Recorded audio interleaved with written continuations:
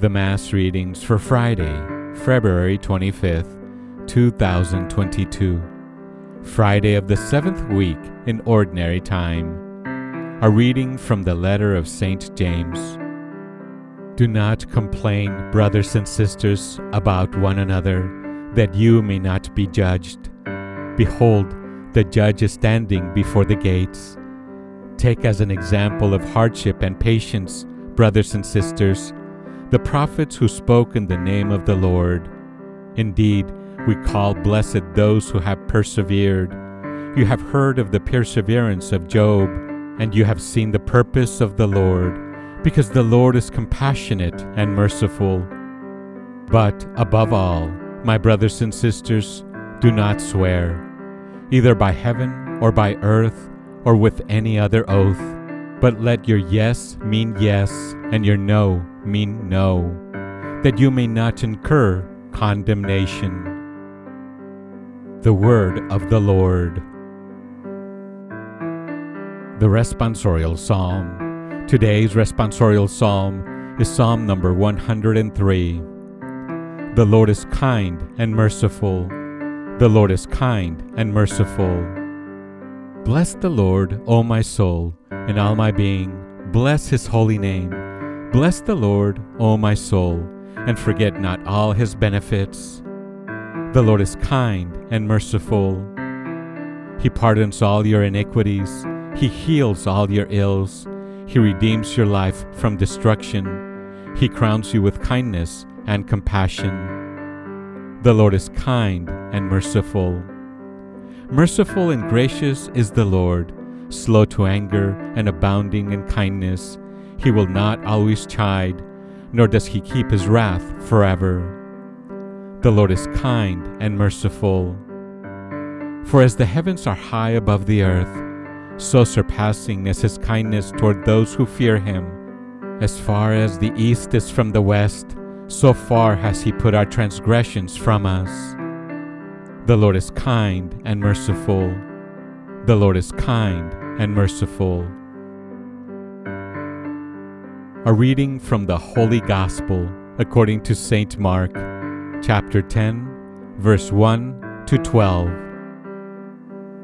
Jesus came into the district of Judea and across the Jordan.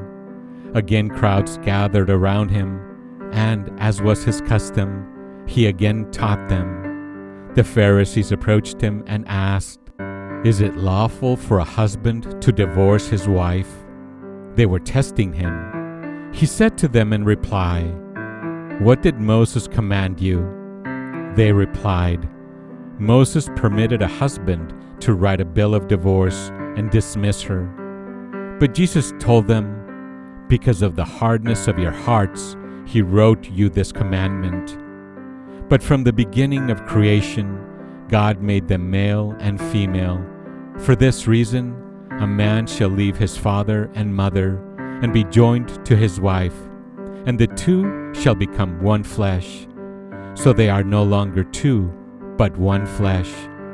Therefore, what God has joined together, no human being must separate." In the house, the disciples again questioned Jesus about this. He said to them, "Whoever divorces his wife and marries another commits adultery against her. And if she divorces her husband and marries another, she commits adultery." The Gospel of the Lord. Here are some thoughts on today's scripture. Jesus is approached by some Pharisees, and they ask him if it is lawful for a man to divorce his wife. We are told they ask him this question in order to put him to the test. It is another example of their efforts to find Jesus on the wrong side of the Mosaic law. As frequently happens, Jesus answers with another question. "What did Moses command you?" They reply that Moses allowed a man to make a writ of dismissal and so divorce his wife. They are quoting from the book of Deuteronomy. Jesus clearly is not happy with this teaching and says Moses allowed divorce to accommodate the moral weakness of the people, that is, primarily the men.